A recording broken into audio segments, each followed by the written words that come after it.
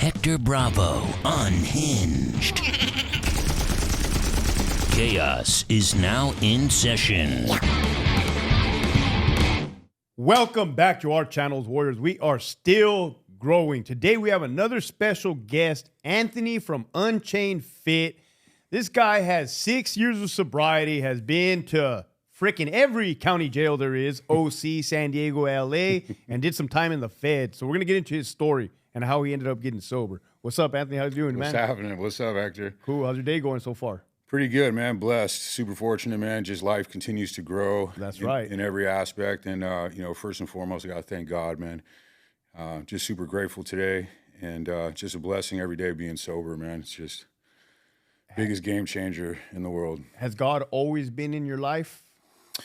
I was born, raised Roman Catholic up until like a little after 10 years old. So I've always been a believer, but I definitely strayed away from it up until I decided to get clean. And that's when I had a real epiphany. God really sat me down, and I quit. I gave up, man. I quit banging my head against the wall. Once I just kind of figured that, I figured my addiction was a common denominator for all the troubles I had got in.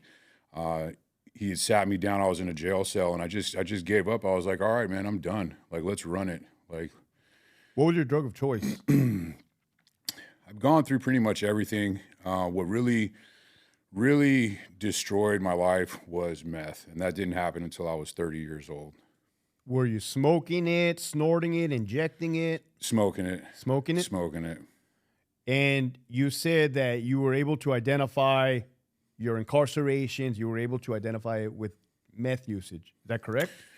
Yes. How were you able to identify that after? Did it take a few times, trip to jail? Did you finally get an epiphany? I say that because my dad told me one time, Hector, every time you've been to jail, alcohol has been a factor. Do you not see that? And I was like, I don't know. Still in denial. How was it for you? Absolutely. It took a lot of times. It took countless times. I really don't even know the specific count. I could count as in years. The first time I got in trouble was 26, 27, and it took about 10 years. And there was constant incarcerations, getting out, violating, going back, and just repeating that crazy cycle for 10 years. So you grew up in Los Angeles, LA? Yes, sir. What part? I'm from the West Side, like Santa Monica, Venice area. Spent a lot of time in like mid-city area. But I grew up in the Palisades. Just recently burned down. Dude, really? Yeah, I grew up in the Palisades. So came from a good middle-class home. So if you grew up there, how did you feel seeing it all burned down on the news recently? Yeah, it was a trip, man. Was it? It was a trip, man. My cousin still lives there. His grandma and his mom partially lost her place. Grandma, they had to remove from the house. They removed her from the house. That house burned down in the Alphabet Streets. And then like 2 days later, she ended up passing away. Oh, man. I think just from like all the trauma and everything. Sorry to hear that, dude. Yeah, it was, Wow.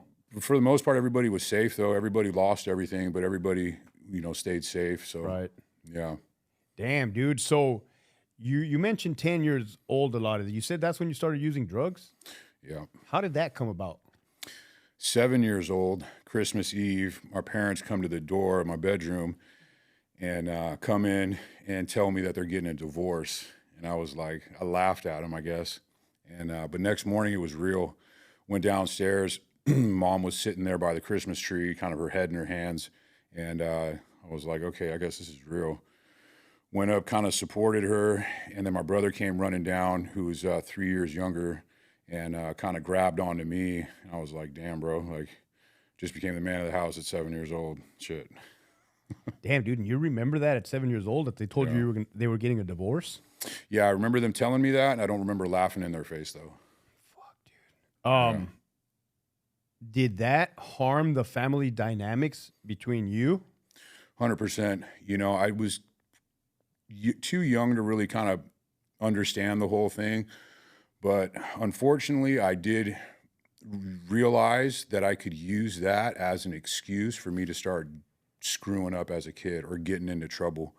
Like that that year, I was going to a private school, and we got caught in the bathroom with a a celebrity. Her first name's Kate. I'm not going to drop her last name, but I got caught with her in the bathroom, and principal comes in there and she's like, oh, she tells her to go back to class, and then she tells me to wait, and then sends me to the office. She starts cussing me out, and so I remember I like picked up a basketball and threw it at this assistant principal, but I got kicked out of school. And I just remember that I could use that. They would say like, oh, his parents are going through a divorce. It's okay. He's having trouble.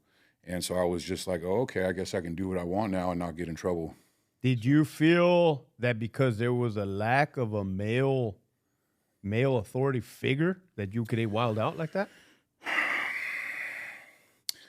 I think that might have been an issue. I don't think I really realized it. My father was still pretty present. He just was not in the home. He'd come maybe like once or twice a week to pick us up, take us to school. He would still come to played a lot of sports, so he would still come. We would throw the ball for baseball. He'd be at all my sporting games. He'd still go with me like on a lot of the Boy Scout stuff that I did. So he was still pretty active, but wasn't in the house. And I think that's kind of the main thing. I'm a firm believer today that like both roles, a man and a female, needed to be present in the house, raising a kid. Damn, dude, that scares me because I left my home freaking 6 months ago due to the dynamics that was happening there, and I do have a 6-year-old daughter, but I mean, it's good to hear this insight, man. So how did you get introduced to dope at such a young age? So just a couple years after that, I was 10 years old, and it was actually some of my buddies that I was in the Boy Scouts with, but also going to school with. A lot of them had older siblings, and so it all started off just like smoking weed, drinking alcohol, stuff like that. Unfortunately, some of the older siblings got into heavy drugs right away. So I remember being like 12 years old, and my buddy, his older brother, overdosed on heroin. And so there were kids dying in this upper class neighborhood, like the Palisades, that were overdosing on heroin all the time. So I ended up getting into all the other stuff, though, pharmaceuticals, hallucinogens, cocaine. I had just stayed away from the heroin, and I seen what the meth was doing to people, and I was just like, I got to stay away from that. Well, now, did that affect your schooling? Did you drop out? Did you stay? Stayed in school. I got kicked out of a few private schools. It was one after another. Then started going to public schools. Managed to stay at the 5th grade one. I didn't get kicked out. Got caught throwing fireworks at kids with my same group of buddies that I was smoking weed with. Bro, you were like the problem child, Junior, from the movie Problem Child. Yeah. It does, I didn't see it then, but I can totally see it now. You know what I mean? Yeah. It just seemed, in 6th grade, I ended up getting caught with a sack of weed in class. It was at Paul Revere Middle School. How'd you get caught? Somebody told on you? My buddy wanted to see the sack in the middle of class, and I'm like, dude, like seriously? And he's like, oh, let me see it. So I slide it to him. He gets it, and then he like looks at her or whatever, and then like reaches over and hands it to me like this, and I like snatch it real quick, and the teacher sees it, and she's like, what's that? I'm like, it's a note. She's like, it's a note. She's like, what does it say? And I'm like, we think you're hot. She was like, let me see the note. And I'm like, nah, I can't do that. So she comes up and literally like starts like tackles me out of my chair, out of the little desk with the wood thing. Yeah. And so I like kick it back to my buddy behind me. He gets it and runs to the back door. And then a bunch of little inmates, bro. Bro, and he stops at the back door. I'm like, dude, what are you doing? Like, go, run. And she's like, hey, come here. So he walks back up and hands it to her, and she seizes a sack of weed, and she's like, oh my. And so this was a public school, and so we had a school officer there.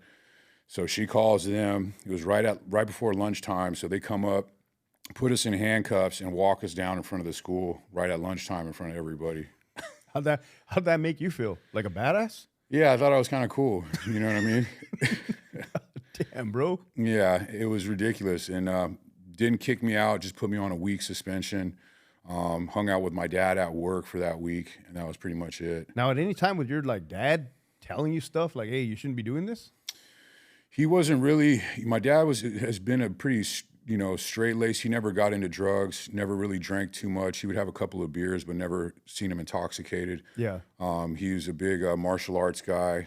He used to work out at Gold's in Venice back in the day when Arnold was there and all them. So he never really got into that. So he didn't really know, I think, really have much experience. So he didn't really know much what to do about it, really. Now, would you say you're an addict? For sure. Absolutely, man. Yeah. It just like, once I first started doing that, once I first started smoking or anything, it was just like a habitual thing. And did it progressively get worse? Absolutely. Yeah. So after high school, dude, like I can imagine that school in itself should keep you structured, right, in some sort of fashion. What happens after when you have no more structure? What do you start doing, dude? Again, it was like the older I get, so I always had like a crew of guys that I ran with when I was getting into high school, had a crew of buddies, and we were in a crew, you know, like a tagging crew, Right. you know what I mean? And so, but we got to be a pretty big crew. And back then, like gangs wouldn't beef with crews, you know what I mean? It would just kind of be separate. But we ended up getting big enough to where it was like gangs started beefing with us. And so it got pretty wild, man. It was like we were going at it with gangs and stuff. And then by the time we're in the teenage years, a lot of my buddies started, you know, getting from the neighborhood that we were around, that we were in. And, you know, that's when stuff started getting pretty real, man. Did your drug usage escalate during that time period? Absolutely. It moved in through all those substances, became pretty heavy. Around that time, I was doing a lot of hallucinogenics. I remember we'd be like in mid-city area, we'd be going to like schools there, and I'd be giving a bunch of the homies a bunch of acid and mushrooms, and they'd be tripping out, going all over the place. And so it definitely progressed, got pretty heavy. It got to the point where I was doing so many hallucinogens that I would take a certain amount, and it would be I'd only supposed to be tripped for like a day or two, and I would end up tripping for like 3 or 4 or 5 days. No way, dude. Yeah, and so I was like, oh, this isn't good. I need to like stop doing this. Now, I don't know anything about hallucinogenics. I don't even know how to pronounce it. But I thought it seemed like maybe a couple hours or 1 hour you get the effects. What do you mean, like days or days? Yeah, it can be like a day depending on, you know, what you're doing. Like, you know, like some mushrooms or something. If you do a little bit, it can be like, you know, a few hours, stuff like that. But if you take a decent amount, it can be like a 24-hour period. And what if you have a bad trip for 24 hours? Is that possible? Oh yeah, absolutely. A lot of the time it's just due to like people that you're with, because you know you feel a lot of energies and stuff like that. If somebody starts getting all bugged out, you can start feeling that. And so yeah. Did you ever have a bad fucking trip? Yeah, I've had bad trips, man. Is it horrible? I mean, can you describe Horrible. one? I don't know what that is. Yeah, it's hard to describe, man. It's like I said, you feel a lot of energy, and so Do you see things that are not there? yeah, you can, yeah, absolutely. And it's funny, like I'd even been to places where I used to go to Topanga Canyon a lot up in LA, which is like up in the mountains there close to Malibu. And there'd be certain areas in Topanga Canyon that used to be like Indian burial grounds and like, and Yeah. all sorts of stuff. And you can totally feel that energy, which it's a real trip, man. But a lot of it like comes down to if you're like a good person, like if you have a good soul, like if you know, it's hard to describe, man. But bad trips do happen. You can visually see stuff. Yeah, it's just not for me anymore, man. I don't mean to beat a dead horse, but like maybe people smoke weed to relax, right? Maybe people snort coke to stay up and party. What do people do hallucinogenics for? I think it's a few different things. Some people can want to really like have a connection with whatever. I'm a man of faith, and so that's where my belief system is at. But a lot of people feel like they can trip and have like a connection with the world or the earth, and like Okay. yeah. So I mean, you definitely feel like, you know, what is reality technically? I mean, it's a hard thing to describe. It's like we only see like visual wavelength, I think is like 0.002. I think everything else is like dark matter and stuff Wow. like that.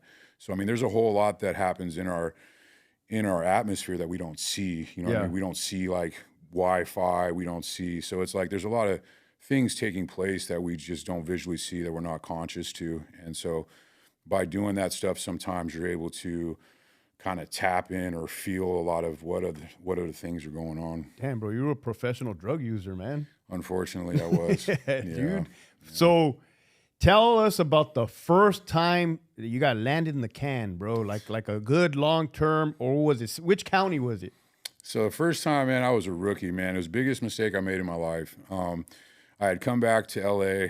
I'd left the States. I left like in 2000, stuff started getting pretty active, man. I had a few buddies of mine getting in a lot of trouble, people looking at all day, being locked up. Some friends ended up missing, some friends died. So I got out of California. I was in Arizona for a couple years, went to Texas for about 4.5 years. Being gone from family for so long, decided to come back. Came here to San Diego. My brother had started a construction company. Was with him. We got up into LA to work on some custom spec houses in Bel Air, Brentwood area. Big stuff. Right. And ended up getting hooked up with a girl that I knew from high school. And we started talking, we started dating, and it turns out that this girl is just like crazy, bro, like batshit crazy.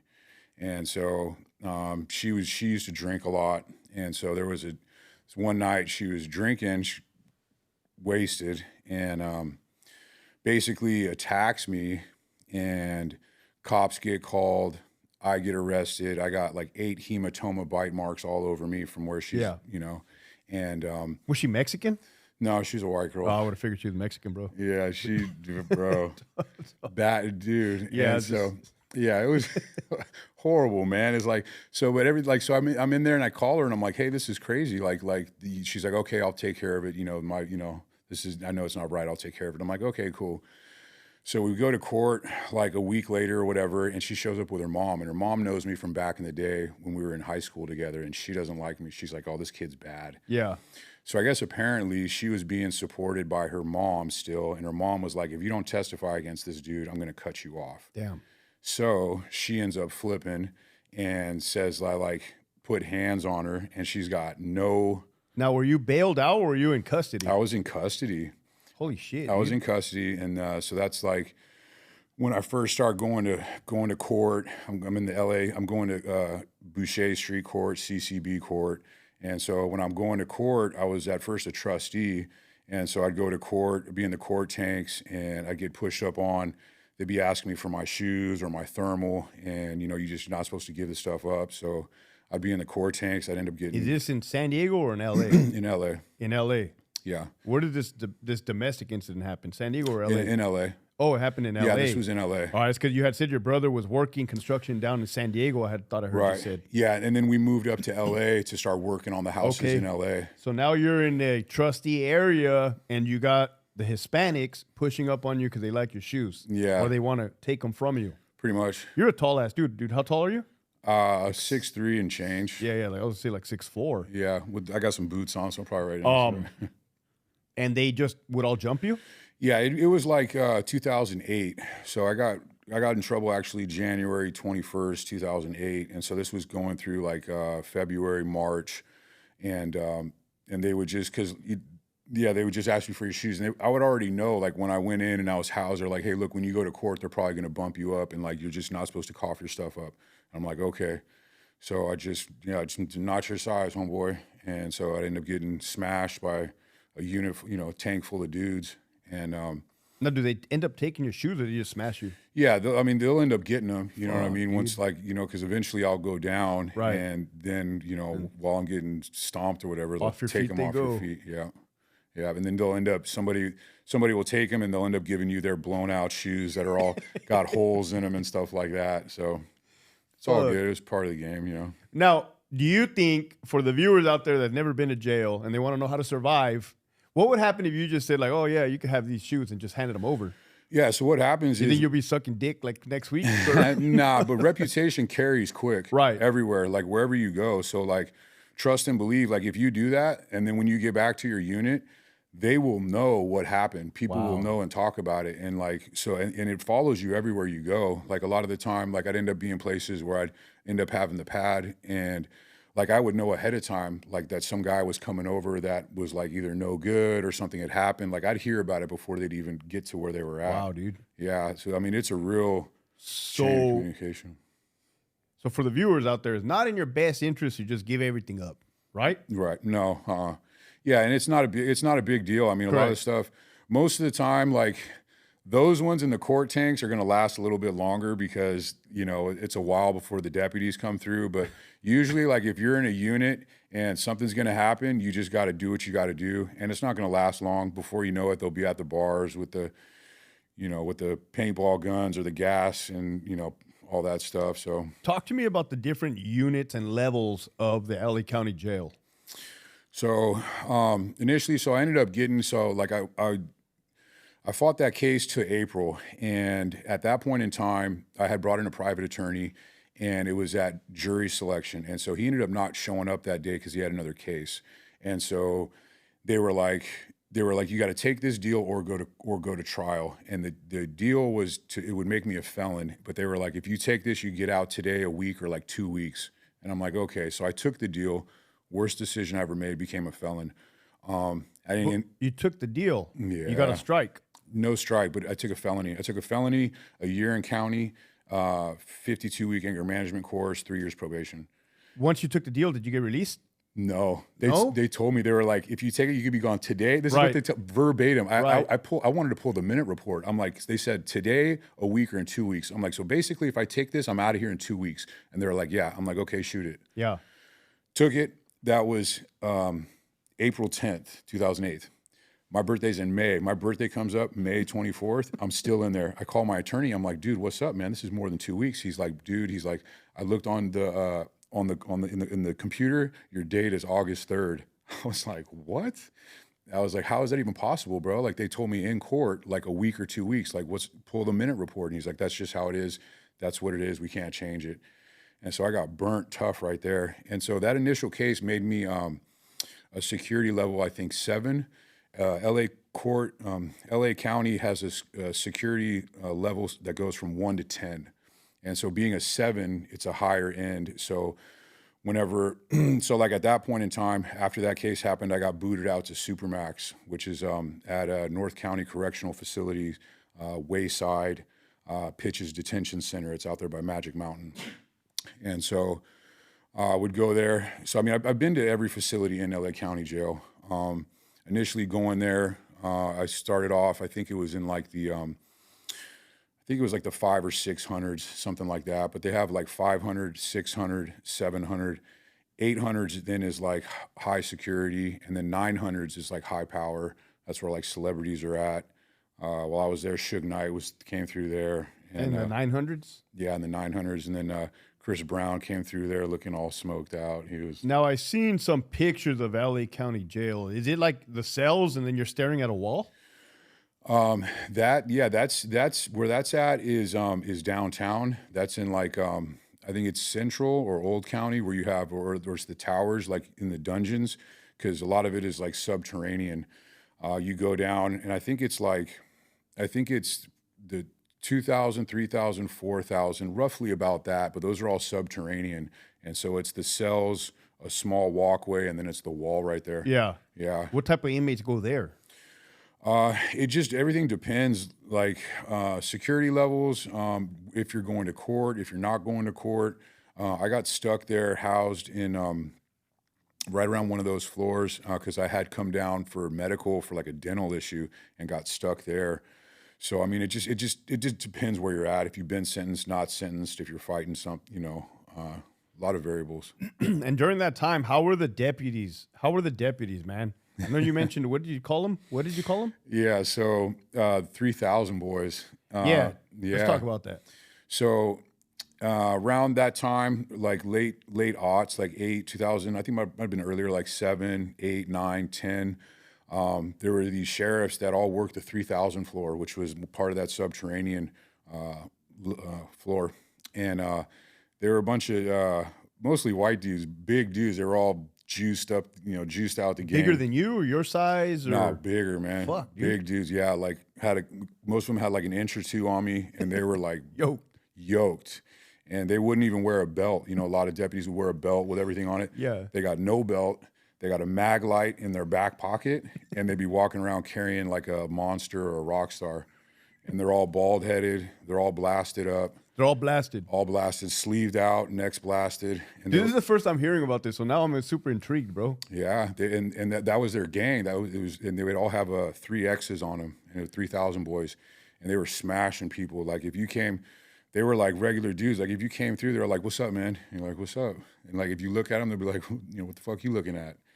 And they'd smash. They would smash dudes all the time. Like if you looked at them, they would smack you with the mag light, bust your shit open, and Now I know Sheriff Villanueva. I know he was under a lot of scrutiny for the alleged gangs in LA County sheriffs. Is that one of the gangs that they were bringing up? I'm not sure. I think this was under when it was like Tanaka, when Tanaka ended up getting indicted. Okay. And yeah, because there was actually Tanaka? Who was that before? So one of the sheriffs got indicted? yeah, Holy shit, dude. yeah. It was the main. I think he was. I don't know if he was the direct under the sheriff, but he was one of the top guys. Was Tanaka, and then another guy. Who was it? It was the old guy, bro. I can't fucking remember his name right now, though. Was it Lee Baca? Baca. Baca Yeah, it was him, Yeah, dude. it was Baca. He got fucking federally indicted, I believe. Yeah, it was Baca, and then Tanaka was under him, I think. And then, but yeah, they were part of that big thing. They had a dude that went through there who was like an undercover Fed and had a phone. Did they beat the Did you feds' hear ass? about that? Yeah, and the dude died. No. Yeah, the dude had a phone, and they came through, and they were like, "What?" And they smashed this dude, and he died, and that's what started the whole thing. This like whole big thing with him. Fucking A, bro. Now, does that scare you as an inmate? Like, damn, dude, these guys ain't fucking around? Absolutely, man. It does? Like, well, I mean, it's just like it just caused me to just be really on point. Right. You know, pay attention. Don't be stupid. Like, what do you know? Just so I just was had my head on a swivel.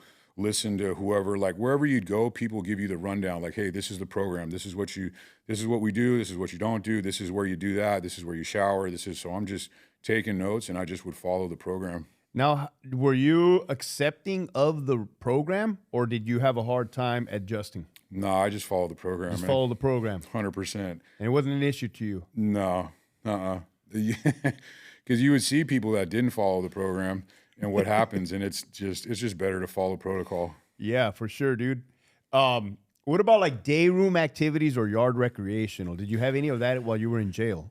Yes, everywhere was different. You know, it's like so we'll just talk like Supermax. I did a lot of time in Supermax, and so there you don't see any daylight. It's all inside the facility, and so we end up so their units. It's kind of like a 270 yard.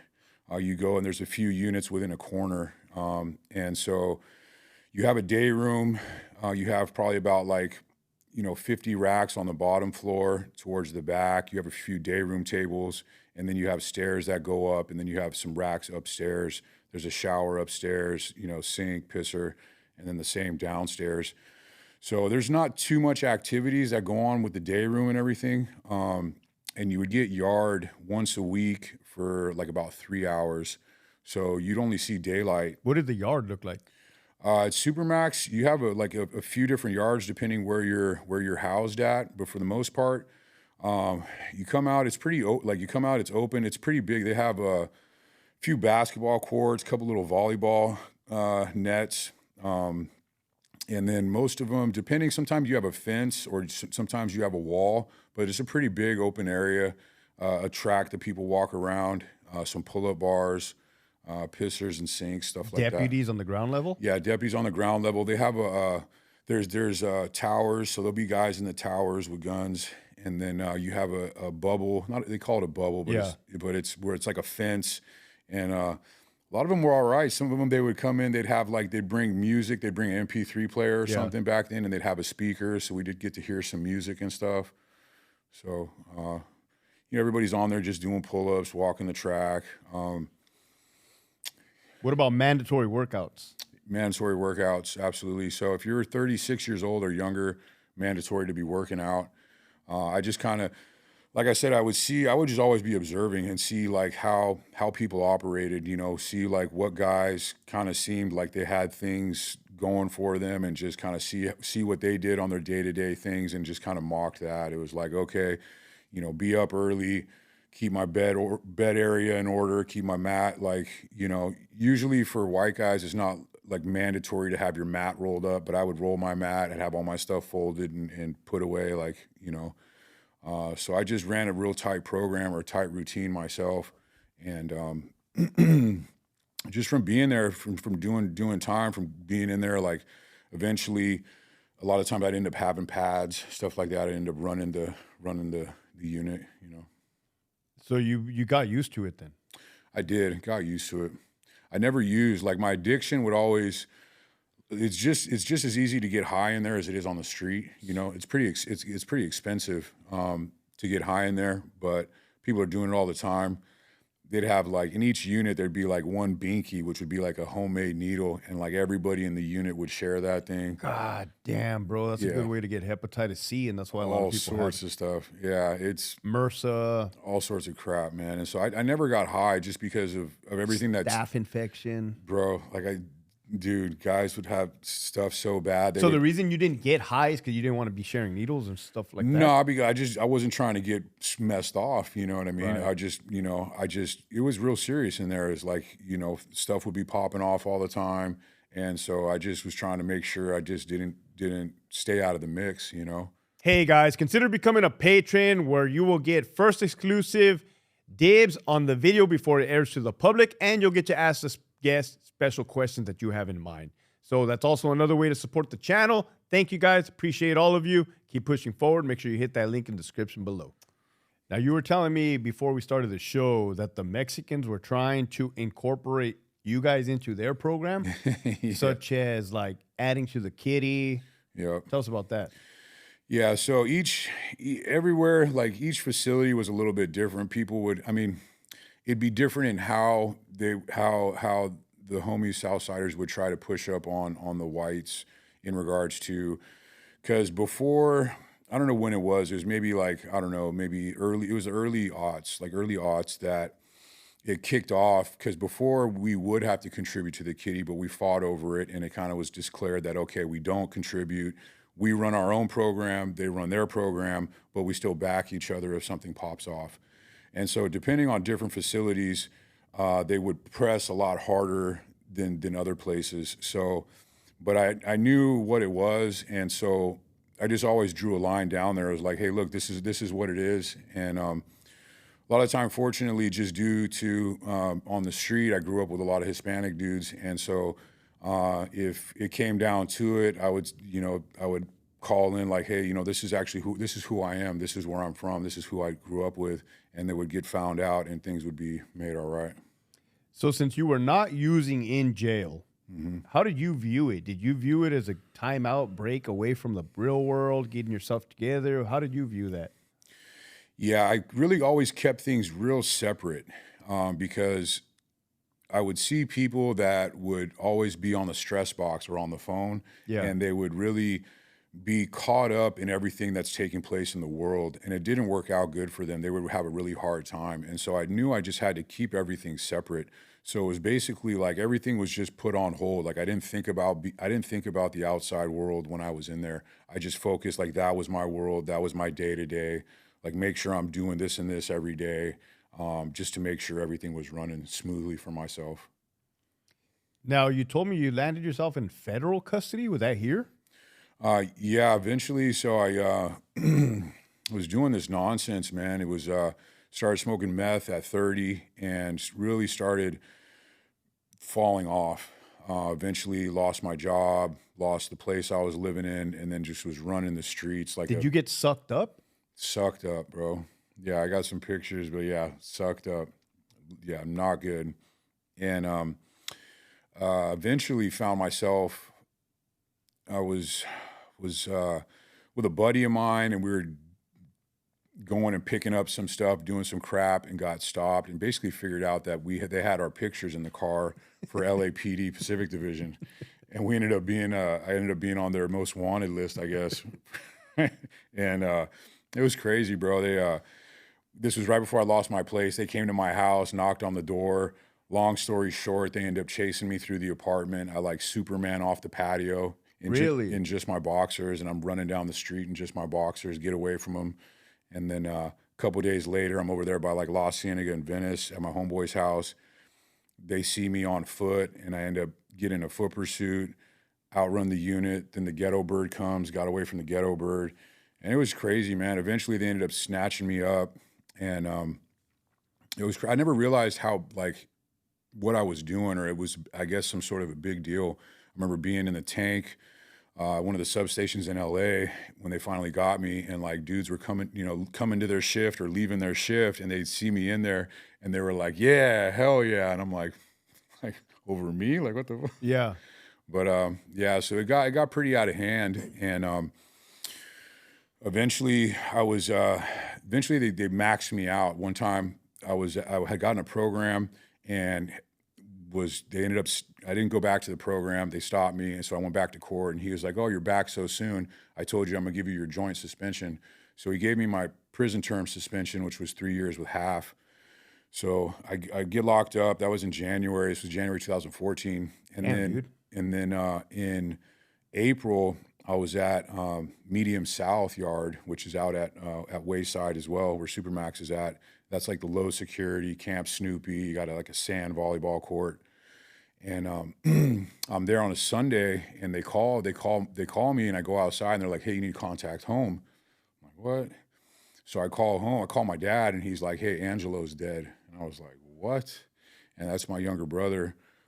We had owned a construction company. He got into it with one of the guys that worked with us. Dude knew where my brother lived. Pulled up to the pad, hopped out, and just started dumping on him. No way, dude. Yeah. And you were in jail at this time? Yeah, I was in South. Could they let you go?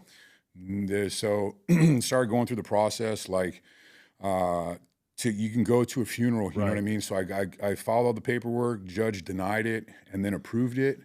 And then it ended up getting denied again because they took the body from LA here to San Diego, and it was going to be a wake in LA, but the body wasn't going to be present. And so they said that since a physical body wasn't going to be present, I couldn't go. So missed all that, and I didn't get out until about 1.5 years after that. Damn, dude. Yeah. So at that point, I was off paper and really wanted to be, stay clean. I came down here to San Diego to be close to my mom, help support her, and things didn't work out.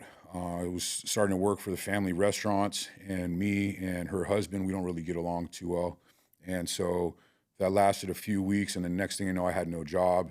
And I take full responsibility. All of this was my decisions, my choices, and I made the bad decision to start getting high again. So started, smoking meth again and just ripping and running in San Diego, man. Turned this place into a playground like I did LA. And at that point, do you believe you were self-medicating? For sure, self-medicating, and it was like at that point, it's just like that turns like to my whole world is like just is keeping up with my addiction and like supporting my survival needs. Everything else is out the window. It's just like completely consumed by my addiction. So here in San Diego, I mean, what were you doing, dude? Hopping on the trolley, going around, bouncing around downtown? I mean, what were you just Santee? Where were you at? Just all over the place? I was pretty much like Mission Valley, downtown, mostly out this way. Didn't get out East County very much. I'd always have like a car. I'd end up having like a stolen car. I was staying at the Momos all the time. Damn. And just ripping and running, peeling things from stores and selling them, and just living a crazy lifestyle. And eventually then that went for a few years, and then 2018, I got caught. I was coming into downtown here in a G-Ride in a new Audi, and next thing you know, I had a swarm of cop cars on me.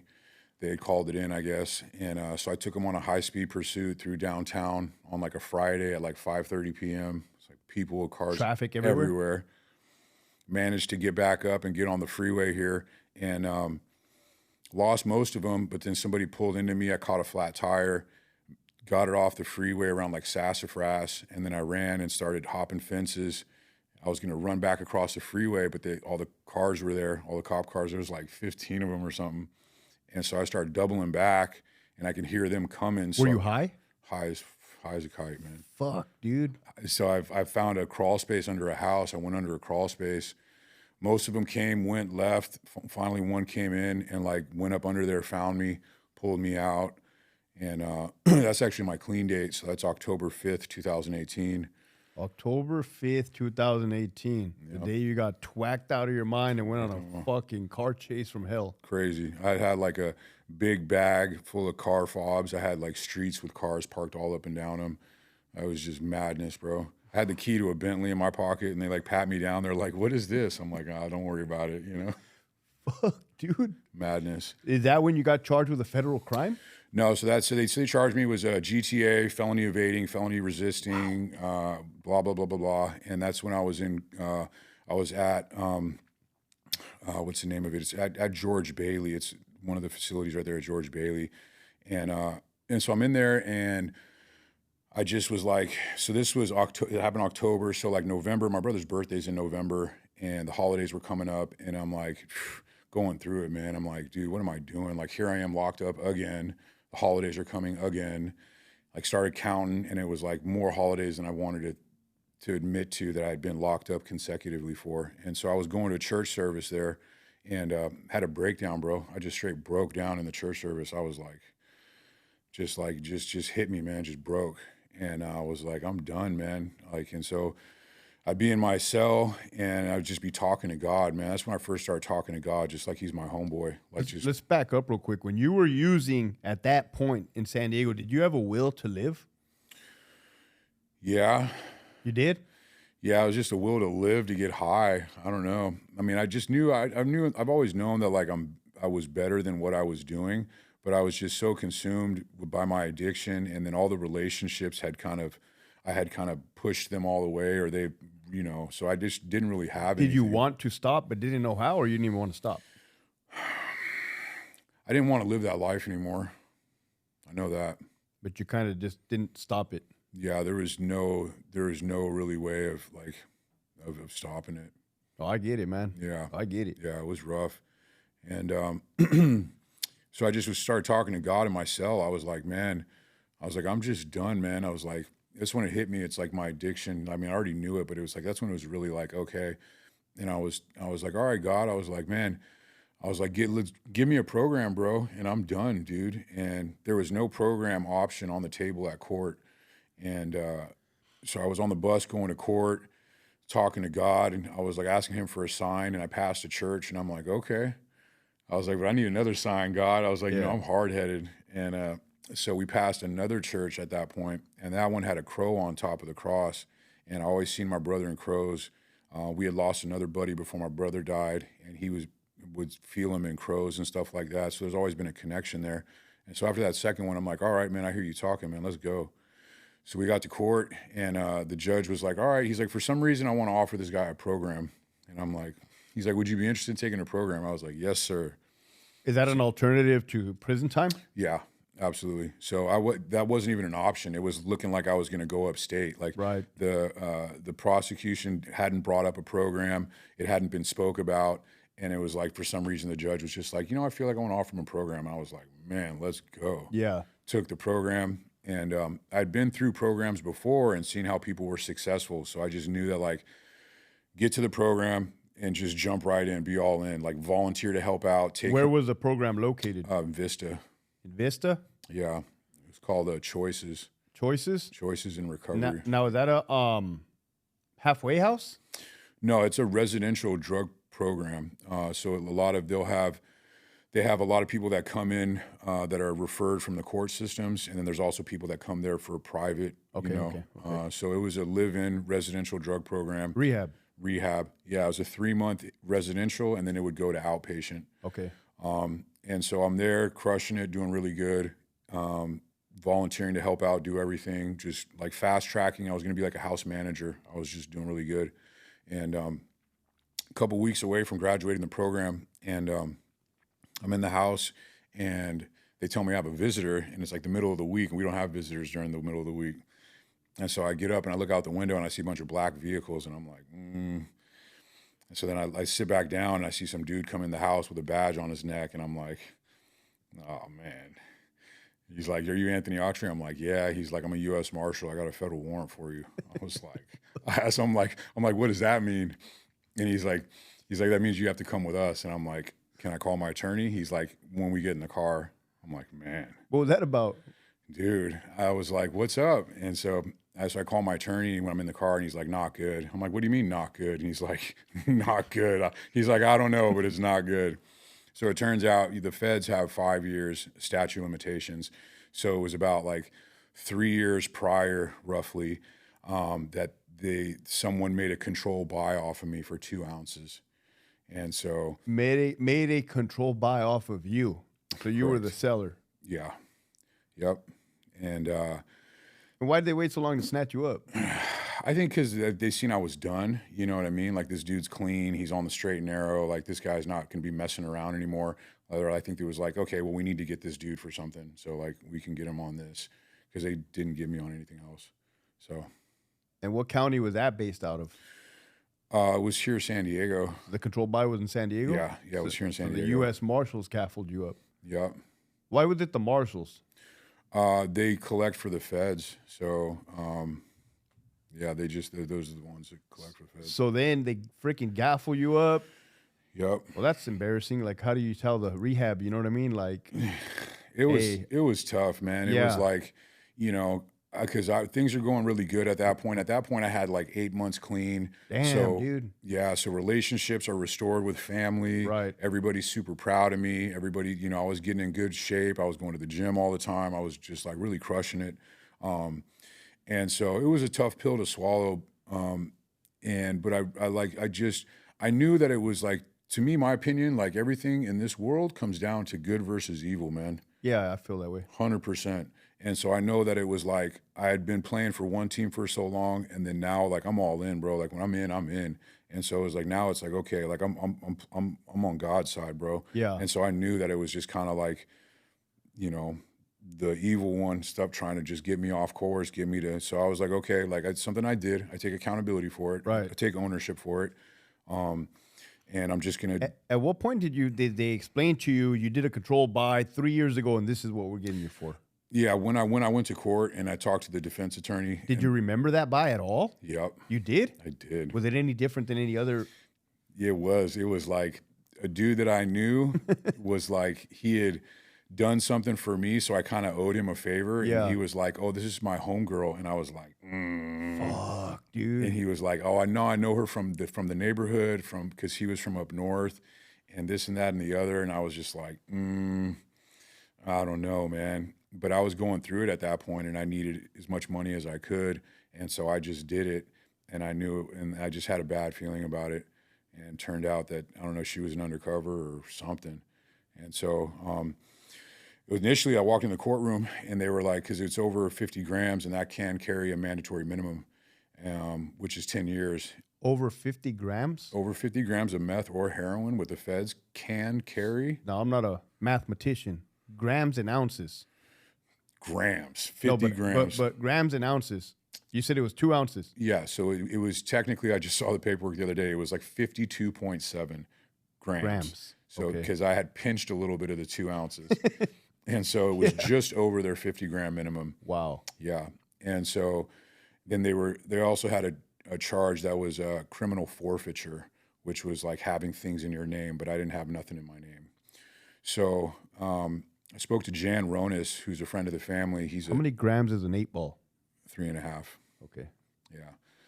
And so Jan Ronis, who's a friend of the family, he's a super attorney. He defended like the Ariano brothers, big time guy. And so got on the phone with Jan. I'm like, "What's up, Jan?" And he's like, "Dude, no good." I'm like, "What do you mean? All these people are telling me no good." I'm like, "What the fuck?" And he was like, "Dude," he's like, "You just have to sign." He's like, "If you sign right now, they won't impose the mandatory minimum." And I'm like, "Okay, so what does that mean?" He's like, "You'll get less than 10." And I'm like, Less than fucking 10, for dude? 2 years of dope. And I'm like, "Okay, does that mean like maybe 2 or 5 or 8?" And he's like, "I don't know." He's like, "But just sign and you won't get the 10. I was like, "Fuck, okay." So I signed, and waiting for sentencing. I went and got housed in Orange County Jail there for about 9 months, waiting for sentencing. And I was at Theo Lacey facility there. Ended up, I was running one of the units there, F East. I ran that unit there. Got into the trustee unit, ran the trustee unit there for a while. They didn't like a guy from LA running the unit there in Orange County, of course. But same thing, just run a good program. You know what I mean? It just makes everybody else run a better program. So deputies always supported it. You know what I mean? Like I ran a tight ship, and so it was like in our unit there, they usually wouldn't turn the TVs on till later. And like on Sundays, you'd miss some of the early morning football games. And so like in my unit, I'd have the TVs on early because we run a good program in there. Right. And so I just always kept a good relationship with the deputies because we just took care of business on our end, and they respected that. You know, it made their job easier. And so it's just how I operate. You know, I've always had like a pretty good relationship with the authorities, just because it's a mutual respect. There's a line there, and we don't cross it. But it's like you already know what I'm talking about. So. Was in Orange County waiting to get sentenced. Finally, they sentenced me. The prosecution kind of seen what was up. I think they saw that I was in the rehab. I'm clean, changed my life. So they offered me 90 months. I tried to ask him for like 50 months, and the judge was like, no. What does 90 months equate to? Shoot, I don't even know. That's I ended up getting 77 months, which was 6.5 years. So, God damn, dude. yeah, for 2 ounces of dope. You got sentenced for 6.5 years? For 2 ounces of dope. In the feds? In the feds. How much time did you end up doing? So I got the RDAP program, which is Residential Drug Abuse Program, which is a year-long program, but it gives you a year off your sentence. Okay. And you do that at the end of your term. And so I got that. So that ended up sending me, only a few facilities in the Western region have the RDAP program. So I ended up going to FCI Sheridan, which is a medium facility in Oregon, where they have the RDAP program. So you did fed time in Oregon. Yep. How was that? 5 years. Way 5 out. freaking years? 5 years. How was that, dude? Crazy, dude. Why? Because you got like, you know, feds are a little different. It's like everybody would always tell me, just keep your blinders on there. You know what I mean? Because me, it's like where I'm from LA, like we run a tight program. And so it's like everything is kind of segregated, but not. Like people like in LA County, like you don't play cards with other races. So it was a looser program. A much looser program. And that's why they say keep your blind on. You see a lot of shit you don't agree with or is Correct. foreign to you. Absolutely, 100%. So it was a real learning experience. I just kind of kept to myself. You know, I didn't, you know, I still kind of ran my normal program. Yeah. You know, so, but there was like. How many other people were running a tight fucking program? A few. There was, you know, some, but there was a lot of, you know what's really bad in the feds is the spice. Well, then now that is really fucking bad in the state as well, dude. Okay, yeah, it's So you've seen dudes get fucked, like lose their mind. Epiing out. Epiing out is like a psychotic episode. Did you ever see the guards get into it with the guys on spice and try to subdue them? Oh yeah, It sucks, dude. it's horrible, dude. It sucks, man. Yeah, it's crazy, man. You see guys epiing out all the time. That's a big thing in there. Oh, they're hallucinating. They're throwing up. They're fucking screaming. They're naked. Yeah, all that, Dude, all the time. You gotta fucking wrestle them and put them in handcuffs, man. Dude, it'd be a regular occurrence. Like at least once a week or twice a week, somebody would be epiing out, and they lock everybody down. And yeah, it was crazy. And then you like see all these dudes that like you could tell they just like lie to their family, and their family puts all their money on their books. And it's like, you know, it's like these families are going through it out here trying to like make money and put it on their books. And these dudes go to commissary, load up, and then they go to the dope man's house, dope man's cell, unload all their commissary. And it's just like, You know, that's one thing that I never respected. Now that you bring that up, the dudes that are hustling their family members to put money on their books for dope when the family members are struggling out here. Yeah. Because everybody's struggling out here. yeah, I don't like it either. It really bothered me, man. So I just really, I wouldn't, that's like, I just kept to myself, ran my own program. Like, I mean, I ran the program. I didn't run like, you know, but like I wouldn't associate with a lot of people, you know. Yeah, it was interesting, man. I was in the unit there. Big Meech was in my unit, man. He just got back recently. He was a pretty good dude. Ran a good program. You know, we're all just like, I'd be up early and I'd be working out. He'd be working out too with his little few dudes that he'd work out with. We'd go to the yard. I'd go straight to the pull-up bar. He'd go straight to the pull-up bar too. And Now, were you guys racially segregated there in Oregon in the feds? Yeah, it's still racially segregated for the most part. You have like in a unit, you'll have like 5 TVs, and each race will have their own TV, and you have an MP3 player or a radio, and you can tune in and you hear the TV that way. Damn, every race has a TV there? Yeah. Wow, dude. It for the most part, but like where I landed at in the unit I landed, sometimes you'll have two TVs. Like if you have if a race is really big, you'll have two TVs. Right. And so the unit I landed in, we only had one TV, although we had a lot of people in our car. And that's because the dude that was there prior had a dope debt and sold the TV off to the No other race. way. Yeah. Yeah. So Crazy. after you serve out your sentence, you're still sober. You're clean this whole time. Yeah. And then what happens? You get out? Yeah, so I doing the program, the RDAP program. I was a mentor in that program, and you have 4 months halfway house that you have to do. So I got out, and within the first month, I got home confinement, like house arrest, just because I just was doing everything I was supposed to do. I was talking to my case manager. Hey, what do I need to do? What do I need to do to get home confinement? Because You have an ankle monitor? we got an ankle monitor. And so when the first night I get to the halfway house, so this was a real trip. I get out. Going to the feds, you would go on Con Air. So it was like straight out the movies, man. You're shackled up. There's dudes on the tarmac with ARs. You know what I mean? No way, bro. Straight up, bro. You left that part out, man. Yeah. So it's like Con Air. Straight Con Air going there. There's a few stops where they make a stop. They let some people off, get back on. What does the inside of the plane look like? Hollowed out. It's like it's a commercial plane, but it's kind of hollowed out and just has the seats. It's kind of weird. Yeah, but then there's dudes, there's marshals every like 6 rows throughout the plane. Armed or not armed? I don't know if they're armed or not. I don't think they. Any cages in there? No, there was no cages. Not like buses, Yeah. Yeah. It's Con Air there, and then they give you your itinerary, and it was like the dudes that take you in the van from the medium where I was at, they're all from the camp. And these dudes at the camp, it's like Disneyland over there. I mean, they got everything there. Right. Alcohol, cigarettes, they have like prostitutes, all sorts of stuff. And so one of these dudes in the van takes us to the airport and they drop you off. And you have X amount of time to get from there to the halfway house. And so it was like, we took the plane, my first plane, there was a connecting flight. I almost missed the connecting flight because the times were so close. Landed here in San Diego, and then they say you can't take an Uber, you have to take public transportation, and there's all this construction at the airport. Yeah. And so, I mean, we literally just made it to the halfway house before our time was up. Like, it was crazy. And like, I'm walking up to the halfway house, and I seen my mom. That was the first time I seen my mom in 5 years, man, which was rough. You know what I mean? Because people are older, they age a lot quicker. Yeah. And so, yeah, that was real tough. And but I was just doing everything I was supposed to do. Got home confinement within the first month. So went home. I just took the same program I ran in there of like being up early. I used to get up mad early. Like I used to get up 3 or 4 in the morning, read my Bible, stretch, bust down, do a workout all before the door opened. And ran that program for a long time, for years, And You still wake up early today? I do.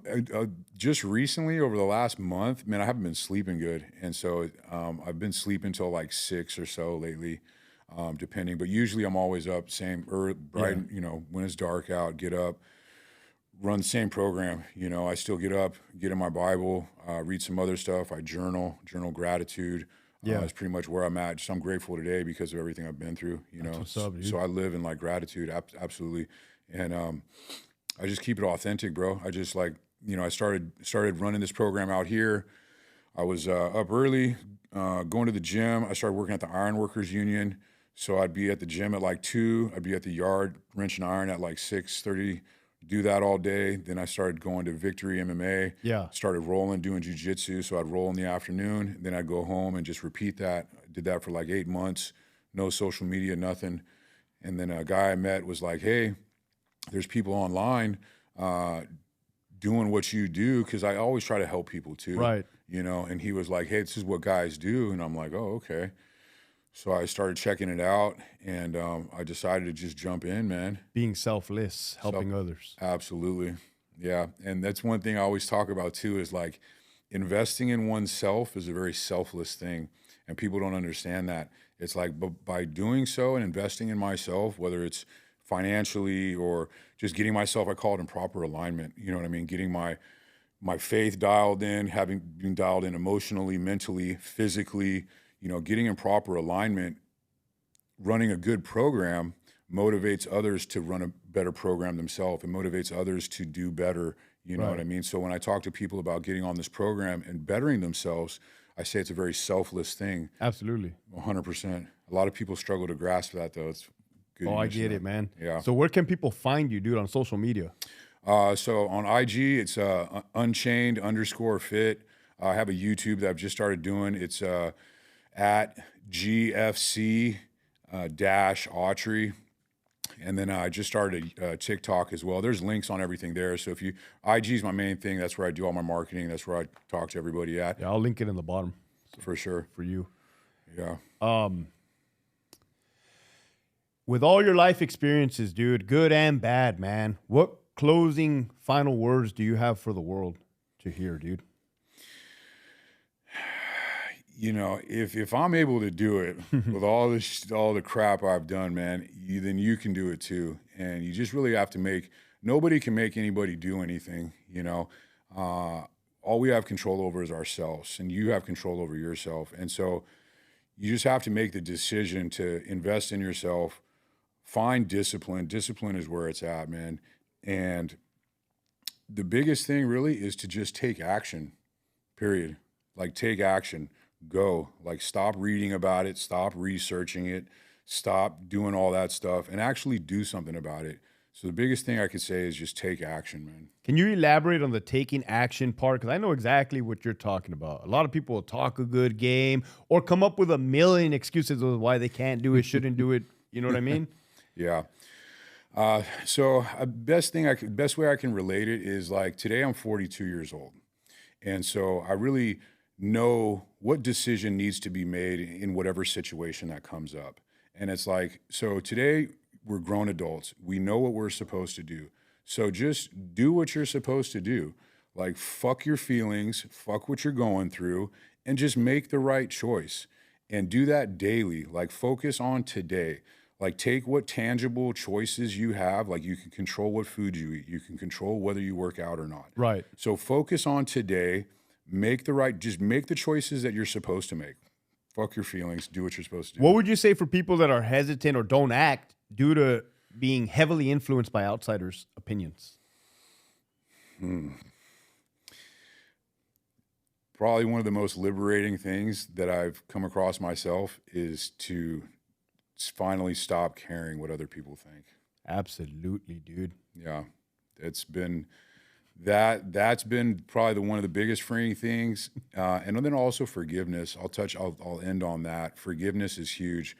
Once I learned to forgive myself, was a very freeing thing. And then learning to forgive others. Like, I've learned to forgive the dude that murdered my brother. I've learned to forgive my parents for I know they did the best that they could.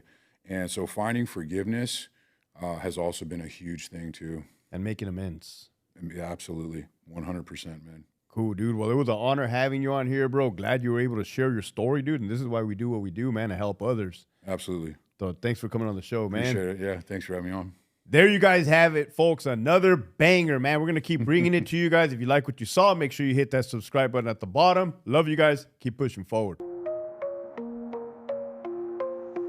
Unhinged mind, Hector's legend engraved. Living life raw, never been tamed. From the hood to the pen, truth and tales pen. Hector Bravo unhinged, story never ends.